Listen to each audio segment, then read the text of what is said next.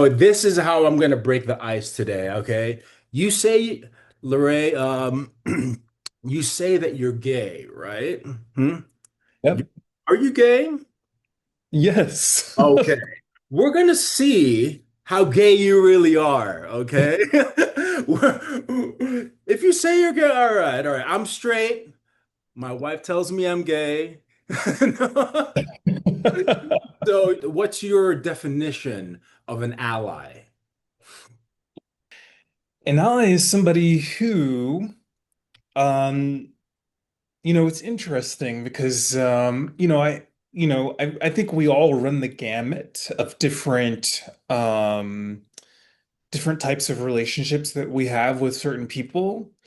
And some people are friends, some people are acquaintances, and then there are some people who are allies. And allies call things out. Um, they usually, and I think people don't realize, that people who call things out, they're heroes, they're heroic. Yeah. Um, my mom is an ally. She'll If the pastor of her church says something that she doesn't agree with, she'll call him on the phone and personally say, I don't agree with what you said. And that's an ally. That's what we all should be allies. We all should be doing that. Not everybody has the courage, and I don't judge anybody, for that. There's some, and then there's some people I'm friends with but I don't agree. Even, and they're friends with me because they like me or my personality or whatever they're getting from me. But I wouldn't call them an ally. I still love them and they still love me. But, you know, I think, put that extra step towards calling things out. Some people aren't ready to step up to the plate and do that. So.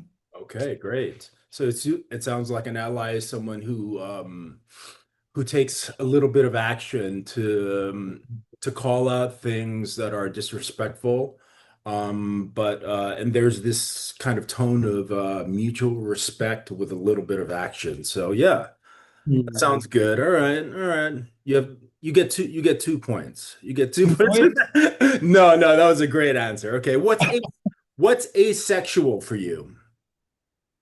That's someone who they don't have romantic they don't have romantic or sexual desires Mhm. towards anyone. So they just don't need it or have it or want it or feel it or desire it, whatever it is. It's just not something they're just not built for romance and Is there a difference between asexual and aromantic? huh.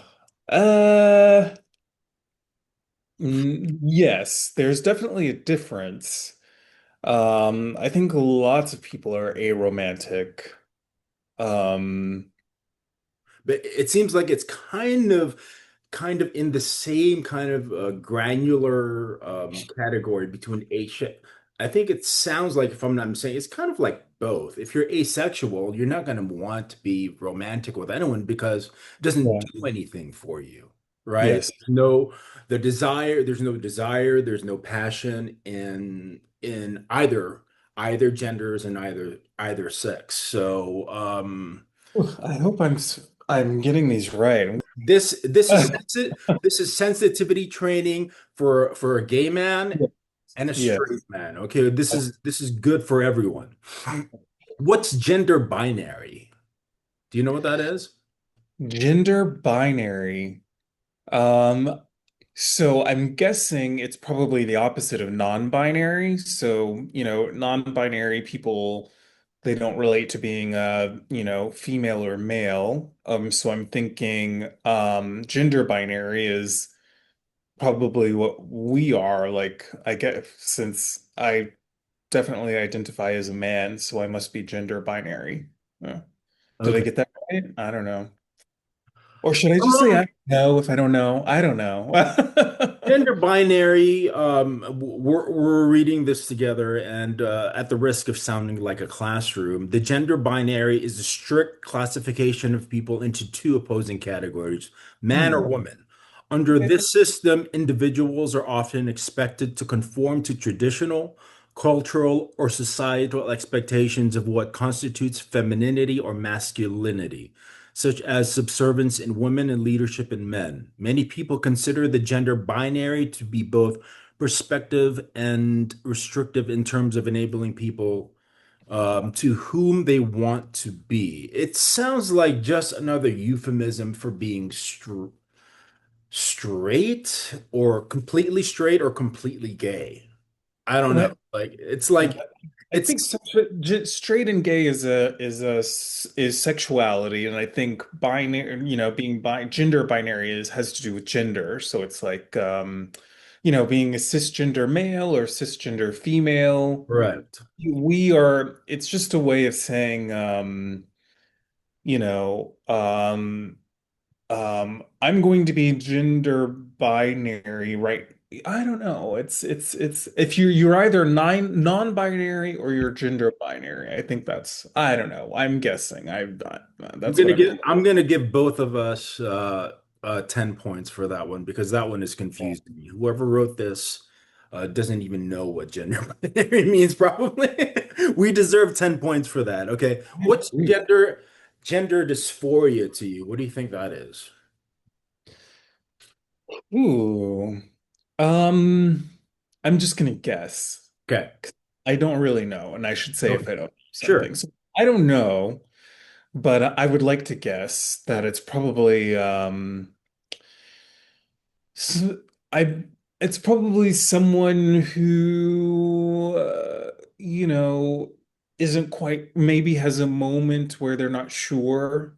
I guess some people can be not sure their whole lives, Yes. or some people can be not sure for a moment and they need a little time and then they, come to some sort of resolution about, how they want to be seen or perceived. Um, We're going to clear this up together. Gender dysphoria is the distress a person feels when the sex they were assigned at birth does not correlate with their gender Mhm. identity. When gender dysphoria is particularly acute, it can severely impact a person's life and result in depression, anxiety, or trauma. So this to me, this is my layman's interpretation of that. Gender dysphoria, I think, starts like in early adolescence, right? Like when someone is like 6 or when they like maybe not 6 years old, but like when they're reaching close to puberty and these sexual desires are getting a little bit more clearer and confusing. Like that's whatever age or state of mind that they're in when they interact with the opposite sex.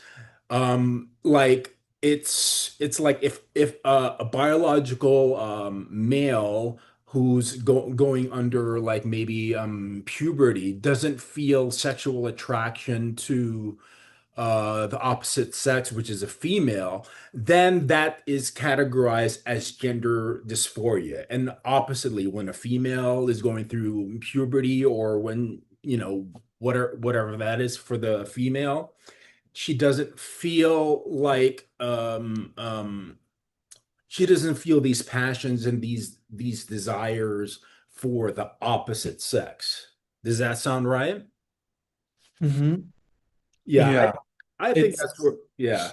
We'll let the internet decide when we'll let the people that can I, comment I decide I on think this. the nature of it that this like it's one of those things where we're not supposed to pin it down. Like that's Right. the whole point of the it's like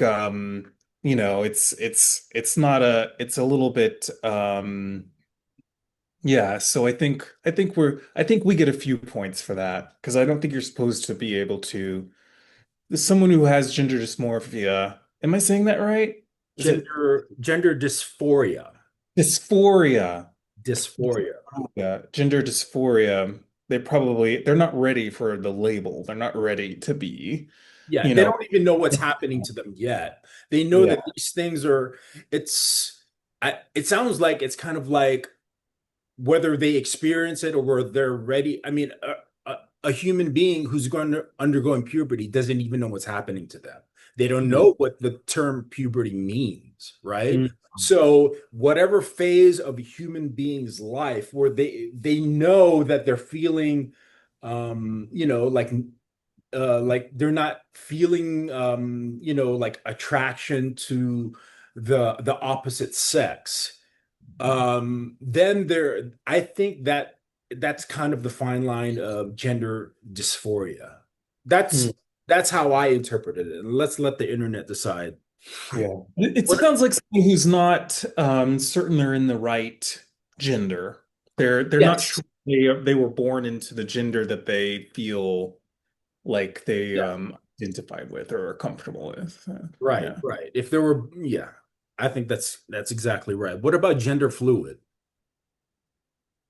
That's usually, I get that's someone who they can present as, female or male, man or woman, depending on the day, depending on how they want to express themselves at a particular moment. Some people are just more comfortable with that or want to express themselves in all of those different ways. And then some people don't. And so I think someone who's gender fluid is someone who's completely comfortable and has a strong desire to express themselves as either male or female. Yeah. Yes. Gender fluid to me, I mean, just to cut to the chase, I think gender fluid is someone who is attracted to both sex, without, labeling everybody across the board. It seems like gender fluid flows more in the bisexual kind of category. They're attracted to both, there's attraction to both genders. I think I just want to like put a finer like point on it, Sure. but I think it's less about attraction. I think, you could be a straight male and still be gender fluid. You could be someone who's like a man who's completely attracted to women and but you can express yourself in ways that are not culturally defined as being masculine or feminine. Okay. Yeah. Where I think, me personally, where I draw the line of being gender fluid, like for me personally, the way I kind of understand the term is that, like, I'm a straight guy. If we want to be clinical about it, like I'm aroused with the opposite sex, right? Like there's arousal for me. I was born male, no transition, no anything like that. And I'm attracted to females and women, right? So when I can myself, find, I'm not conservative enough. I mean, I'm not conservative in the sense that I'm afraid of saying, "Hey, that's a handsome guy over there," or if Brad Pitt is handsome, or if Leonardo DiCaprio is handsome. I know that, there, when I can I can appreciate it. I can appreciate the beauty in, a handsome man and stuff like that. But when there's no attraction, there's no arousal in me with with the same sex, So that's how I interpreted that. But hey, But I think you even that could be true about you, but I think that if you wanted to wear a skirt tomorrow just because sure. and some eyeliner, then that would make you, aside from what you're attracted to, I'm doing an No, over, no, that's it's oversimplification of what it really, yes. Yes, but yes, yes. that would make you someone who is it's not about like who you're attracted to, it's about how you and again, I'm guessing I could be completely wrong. these are hard terms. See, They are. You're giving me very. if a so-called gay man named Larray says he's gay and he doesn't even know it, so these are terms that everyone is confused by. I don't think anyone is gonna, we're gonna debate about these terms forever. Do you know what intersex is? I think that's someone who's born with both male and female genitalia. It can be someone who like maybe has both X and Y chromosomes if you want to be granular about the science, and it can be someone who was born with both organs. Like, I think there's this 1% of 1% of people that were born with both female and male genitalia, or they have chromosomes that they could be they could be a male or they could be a female, but their chromosomes, if you want to draw their blood or something, uh it's like, at the risk of sounding offensive, it's like, like there are these crazy characters in the circus, right? That have beards and stuff like that. They were born with male genitalia, but they have, they look, their facial expressions looks more androgynous and female-like. And there are these females that were born female with with female body parts, but they have like, they have beards and stuff like that. So something is going on with them internally, with their bodies, and just with their chromosomes. So something is uh something's not quite clear in terms of their blood and their chromosome makeup. What's a It's lesbian? it sounds like what you're saying is it can be, physical or hormonal. Like you can, it could be, as simple as like, having too much estrogen so that or too much, or a female who has a lot of, has some sort of hormonal imbalance and there's a lot of maybe testosterone or something and it causes them to, uh, I don't know. I'm no doctor. I'm just what I'm trying to say is that what I'm interpreting how you put it, because I Mhm. thought of it as just like, physical, but it sounds like you're saying it's more than just um, the organs themselves. There can be a lot of factors that can make someone intersex besides just having male and female organs or female. Yes, that's correct. Yeah. I So got there.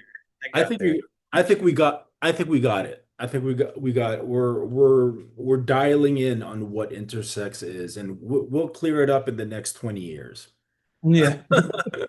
What's a lesbian? That's a cisgender woman who is attracted to only other cisgender women. Let I think that's perfect.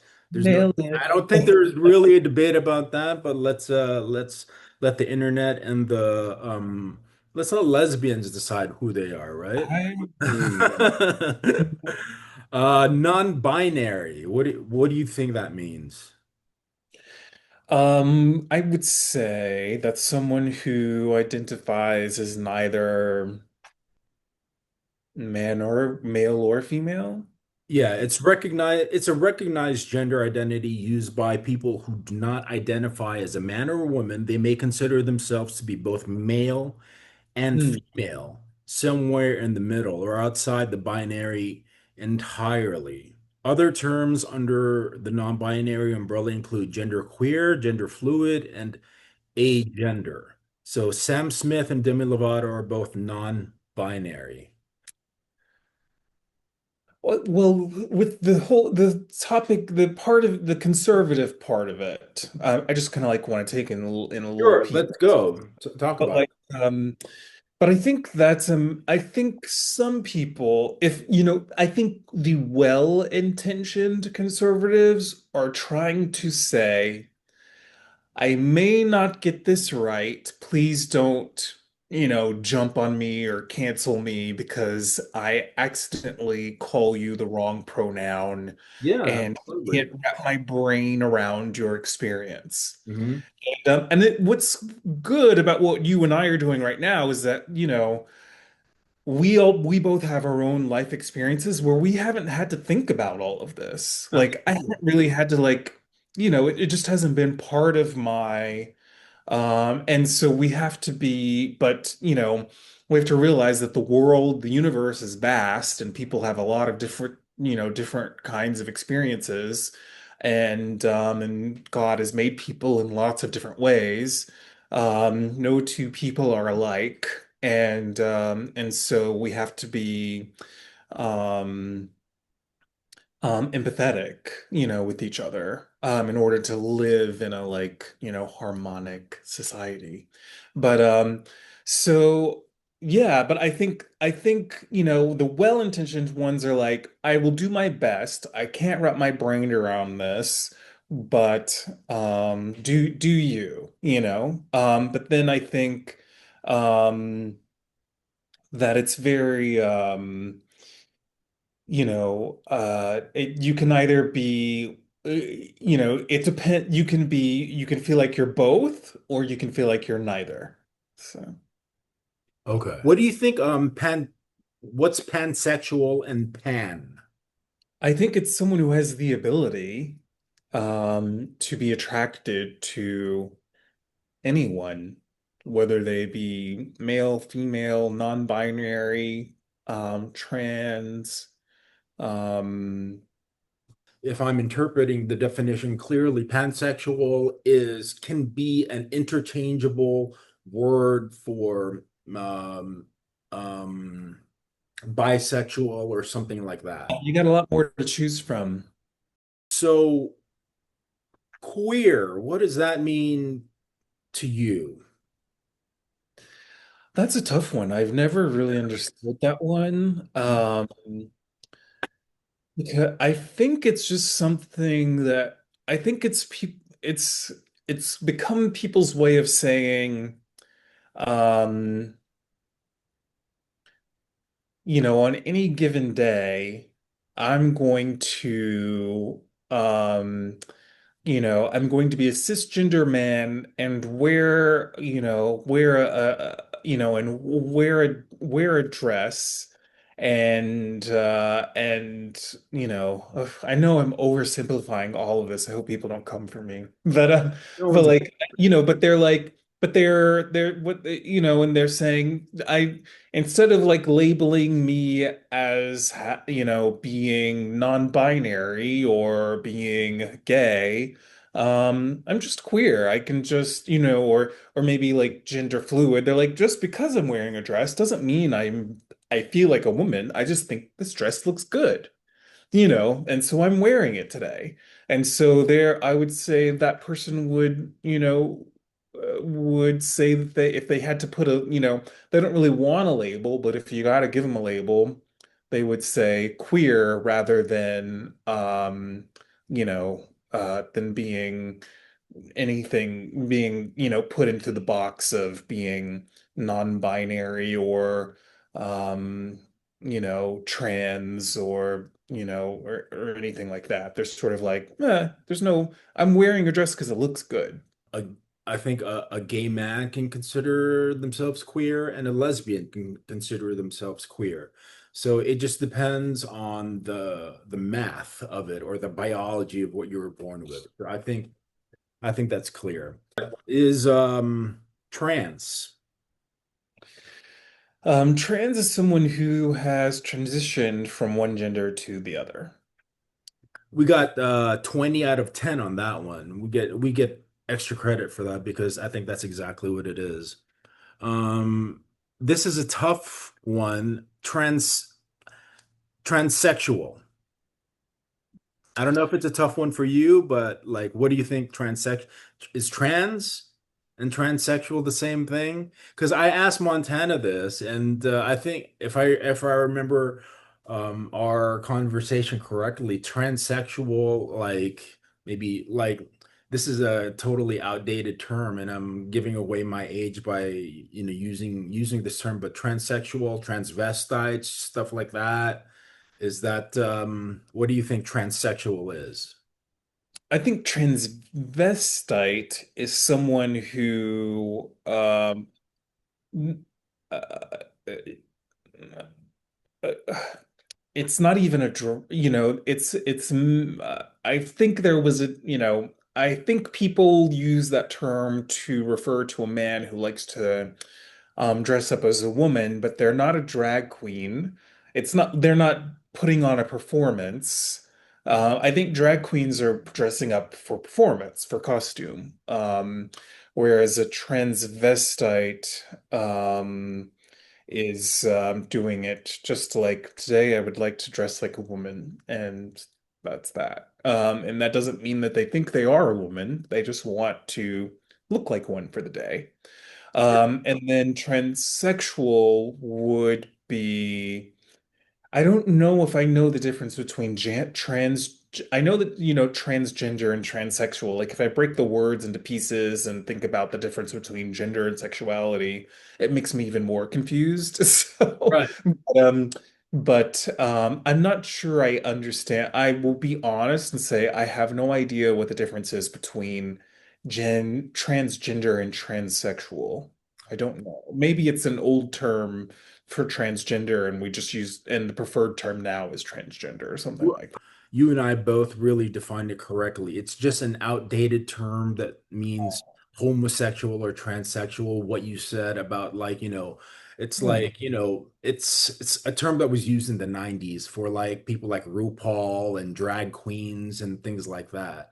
So right now, sitting here in 20, and as a human being in 2025, transvestites, transsexuals, it's become just like a derogatory term for Hmm. someone who dresses up in drag. Transitioning, we already know. So the test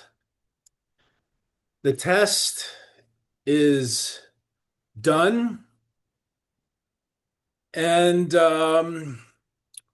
I know it took a straight man to evaluate you today, but Um, I think you passed with flying colors, Larray. I think even though it took a straight man to figure this out, I think you're gay. I think, Hmm. I think you're absolutely gay. What do you have to say for yourself?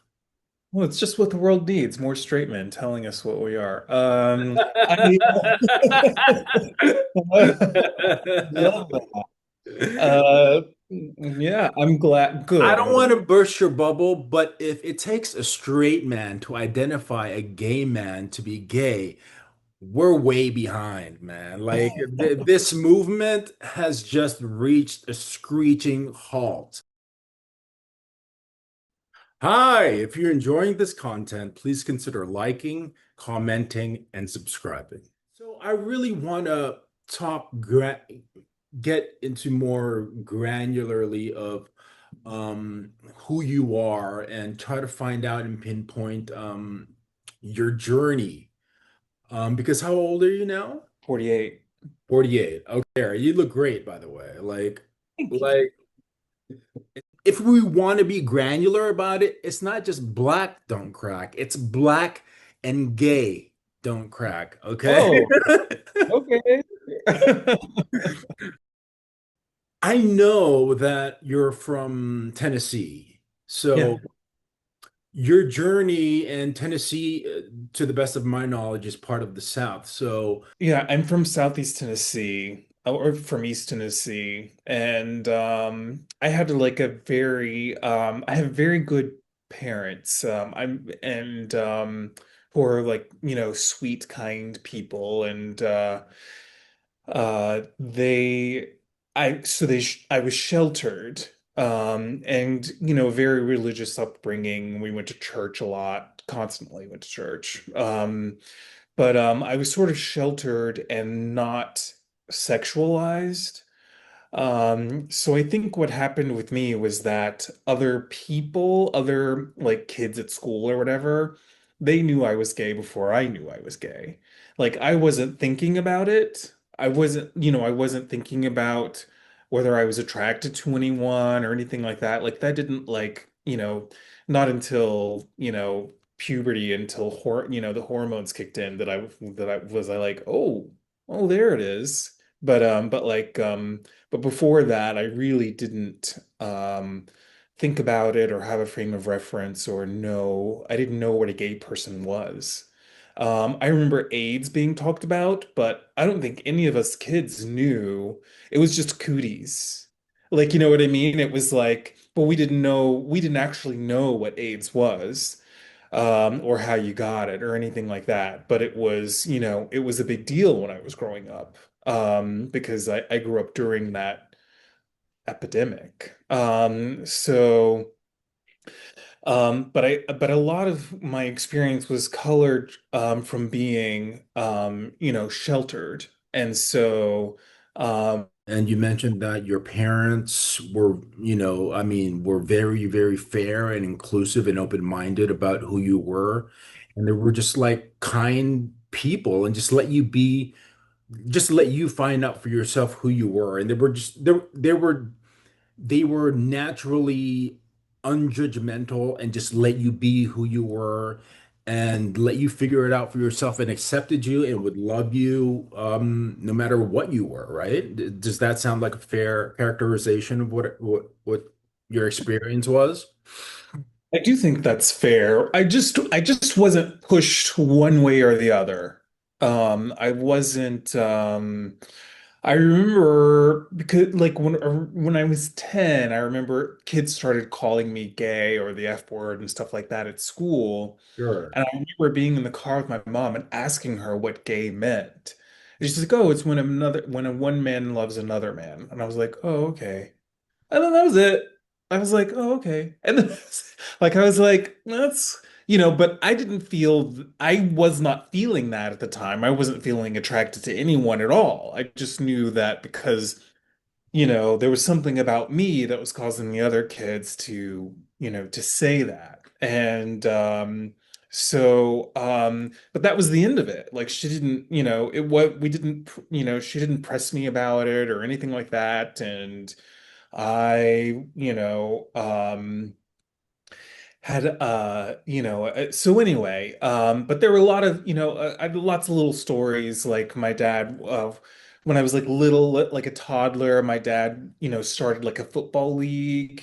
My dad was an athlete. He played football, he did boxing, he ran track and things like that. He thought I was going to do that too. So when I was like he was like, "I'm gonna start early. Oh, my son, we're gonna start." And I had all the football gear, the helmet, the pads, the everything. And I remember being excited about the gear. I was like, "Ooh!" And I'd like put it on in the house and be like, and but Sure. then my dad started the league and everything, and he drove me. I was fully costumed in my football outfit, and my dad took me to the first practice, and I wouldn't get out of the car, and I started screaming and crying because I didn't want to get out of the car. And my dad was like, "Okay," and then we just drove back home. He was like, "Oh, yeah, he doesn't want to do." He didn't like trust, force me or anything like that, which I'm very happy about, because Yeah. uh, Are both of your parents African American? both of my parents are black, but in generations past, on Sure. both sides of my family, there are Okay, European. yeah.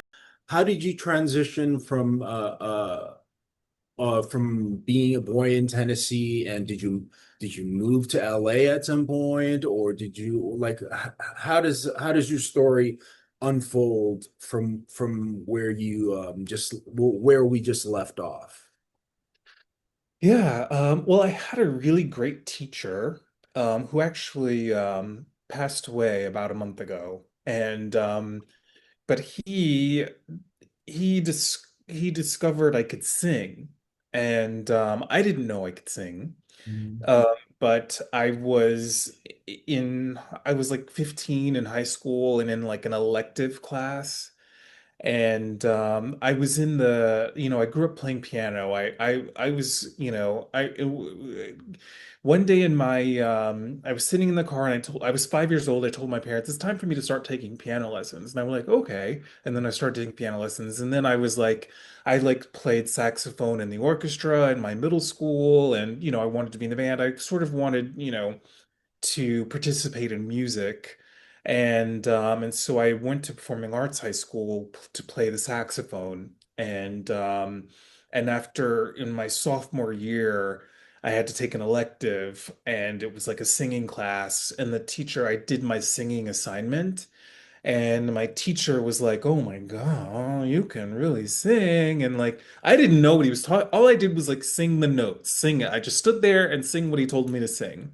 And he went and like got people out of the hallway and brought them in and said, "Listen to this, that he can sing." And so then he asked me to do like join his class, his singing students in a performance, and gave me like a solo. And my orchestra teacher told me to throw my saxophone in the dumpster. And join the singing curriculum. So I switched to that, and I just started getting, parts in local community theater and at school and things like that, and auditioned for NYU. And so I ended up moving to New York when I was 18 to go to university in New York. So How old were you when you moved to New York? I was 18. I just turned 18. Okay. Yeah. And so how many years did you live in New York? It was about 15 years. What do you think are the struggles of being who you are as a gay man? Um, in eighth grade, taking health class, and we had a textbook, and it had the different systems of the body, the reproductive, the respiratory, the endocrine, the digestive, the circulatory. But the reproductive chapter was cut out of the textbook, because we were in Southeast Tennessee. So they'd taken all the textbooks and like taken like a box cutter and cut out the chapter about reproduction. And so in that health class, somehow homosexuality came up. I don't remember how or why.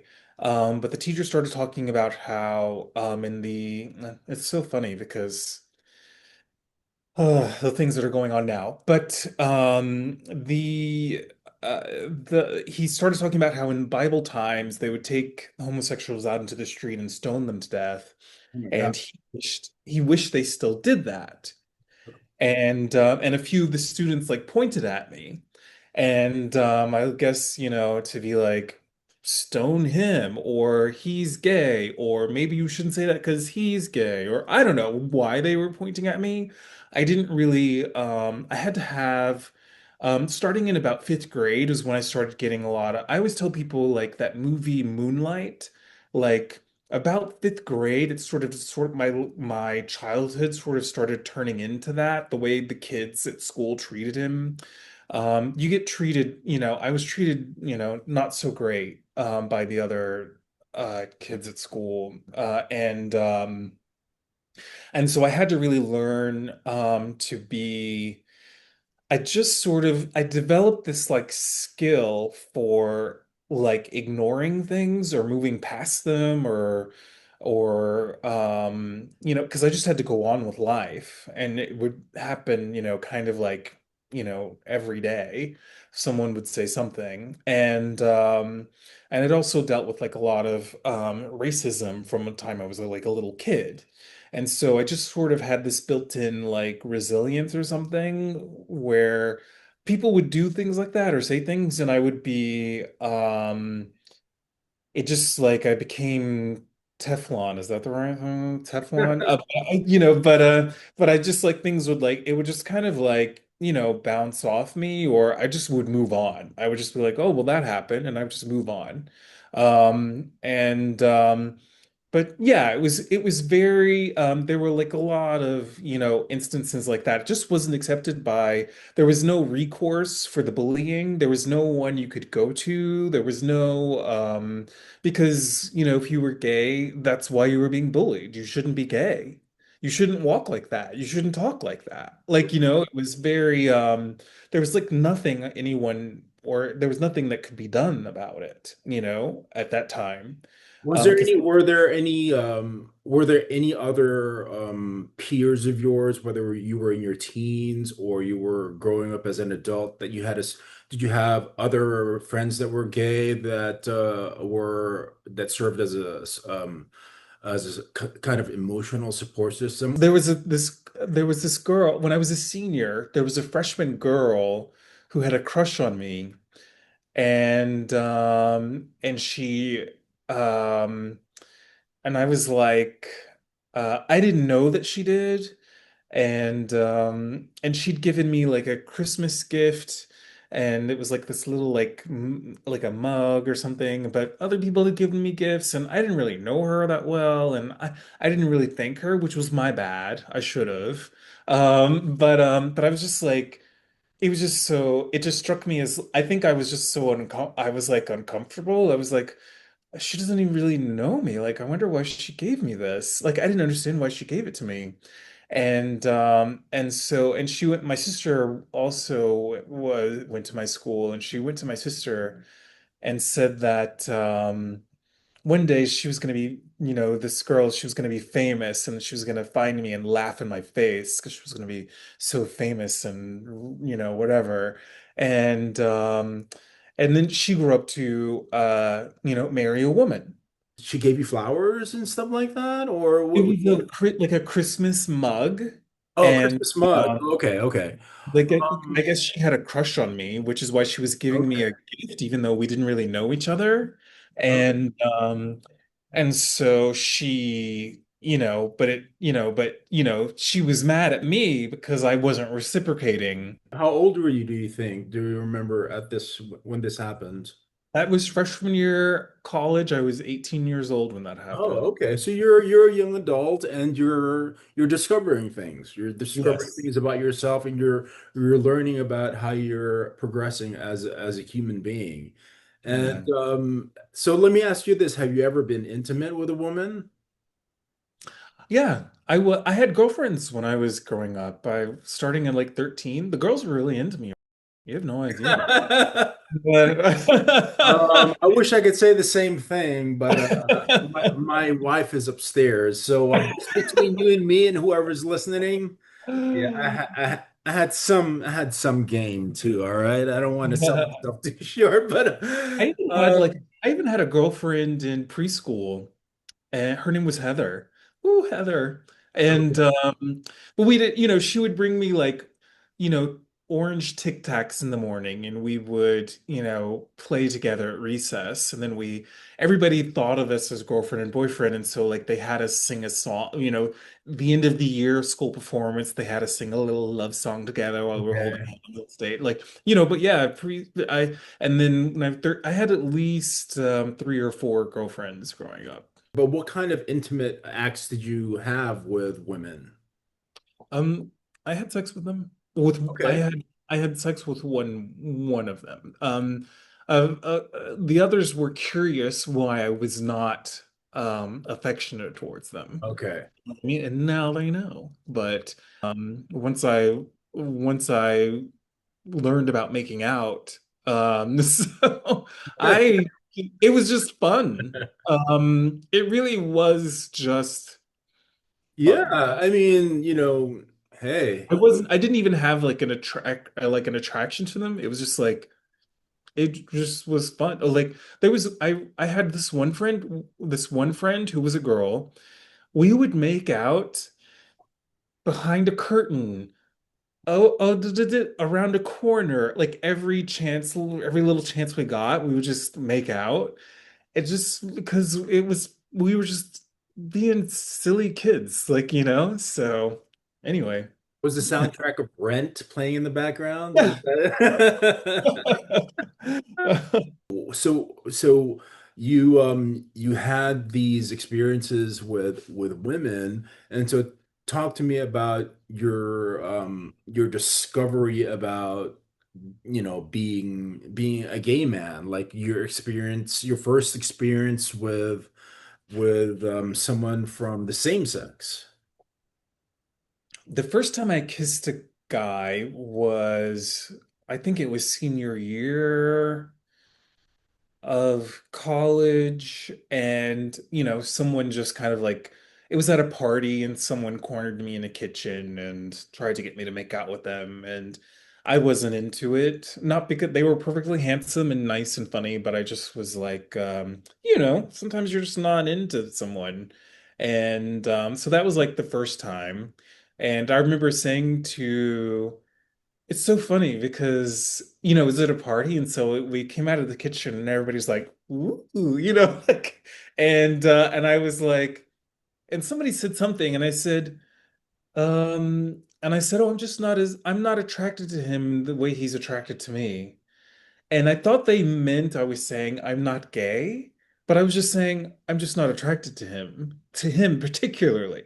I'm still gay, but I'm just not attracted to him. Like, but I think they were like, oh, Larray's, like, and but yeah, I think probably junior year, I probably like I never had like a coming out where I was like sat people down. Like, there were sat people down and was like, listen, everybody, I have an announcement to make. Like, I was just like, just in like, when you're casually talking with people, I would just like, I think junior year, I casually, and you talk about all sorts of things. And I think I decided when I did my, when I was going to relate to people in, social situations, it would be as a bisexual. And then senior year, I decided, no, let's just go with gay. That's, like I was like, let's just cut to the chase and just, and What do you think are your experiences of challenges between you and the other partners or friends that you've had in the gay community? practicality and compatibility. Like, it really is just that. It's that simple. Like I don't think there's a difference. It's just a matter of whether you're fitting together at that time. Uh, yeah.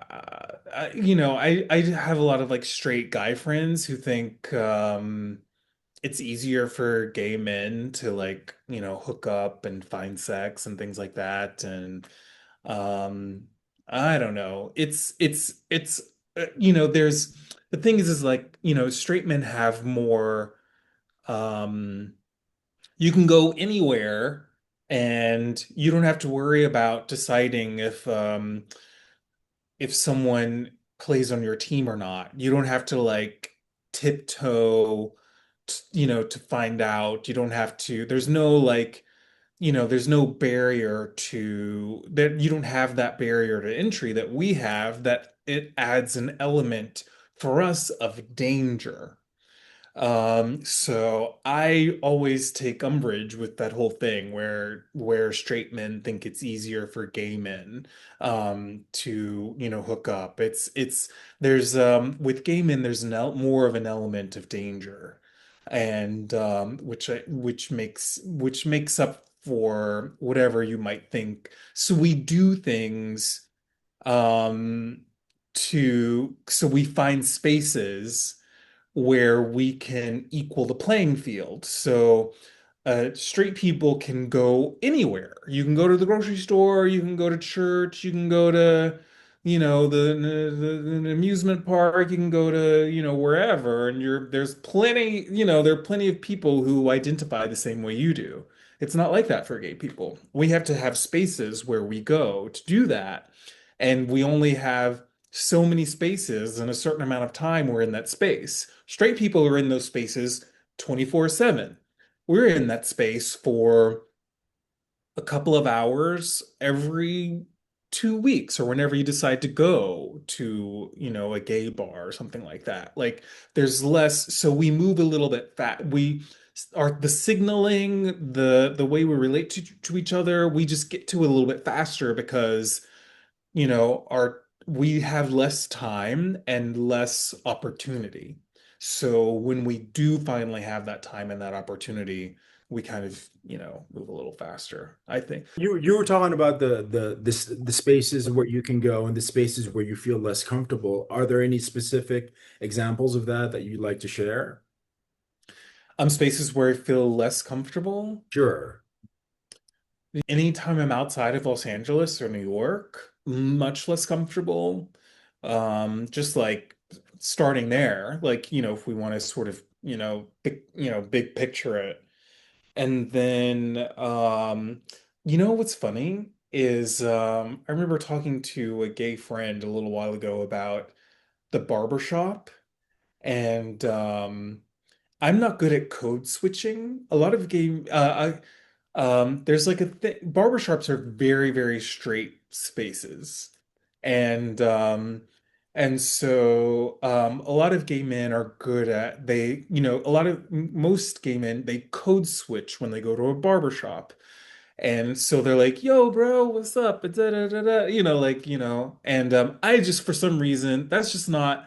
Ever since I've always the way I talk and everything, and I've just always been the same since I was a little kid. There's no like code switching isn't like an option for me in any sort of, and so like I always feel uncomfortable in a barber shop. Isn't that something? I always feel uncomfortable when I go to the barber. It's always something I have to like get myself like ready for, and I have to like, I feel so awkward, and I'm like, what am I gonna fit? Am I gonna do am I gonna pound? Am I gonna shake? Am I gonna like? And I like, I could understand why that would be a problem just practically is just because like as a human being, it's inherent within our DNA just to fit yeah, into the group, right? So like ha- so there might be it sounds like there might be circumstances where you might even have to kind of like um pretend that you're straight, right? Like, is that an accurate statement? I don't really, like I said, I just can't. It's like impossible. I'm the most, awkward fist bumper ever. Like, right? Like, it's I just sort of like am like I'm here for the haircut and that's it. Like I know you want to chit and I'll chit chat, but like, there's a lot they really want there's a lot of like I was just at the barbershop yesterday and like there's a lot of like crosstalk and chit chat and da da da da. And I sort of like don't I like will just close my eyes and like pretend I don't like participate in it because I just can't participate in it the same way they can. I mean, but I don't do sometimes I do, I still, will, chime in here or there, but I don't like hide anything or change anything or, Would you say you're more comfortable being yourself in LA and New York than you are being yourself in Tennessee? in Tennessee as an adult walking through a mall or a store and people commenting in derogatory ways, based on, I guess, maybe what I was wearing or how I sounded or what I looked like at the time. Or there's a funny story. I was, when I was in, it was, I think I was in college or right after college, and I didn't have like a primary care. I hadn't like done the adulting part where you get your own primary care doctor or whatever. I had to go, and I didn't have my pediatrician, so I was going to like some random new doctor in Tennessee while I was visiting my parents. And the person, I think it was probably an MA or a nurse or something, came in the room and they're getting to know you, finding out about you, asking, they asked you this, how many drinks do you have a week? And we always are like, oh, 3 or 4. Really, it's like 9 or 10 that week, but you say 3 or 4. But but like but she in her line of questioning, she asked me if I was still getting my period. And I This is a said, woman that asked you if you were still getting your period? yes, at a doctor's office. Let's get to the bottom of this. Let's make it even more interesting. Was she a white woman, African American, Asian? What was she? This was in Saudi Daisy, Tennessee, at a doctor's office, and she was a white woman.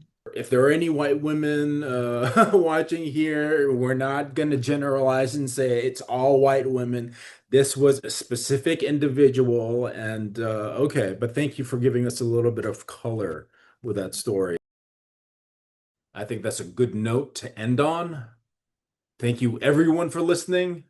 Welcome to Straight Up Gay Talk.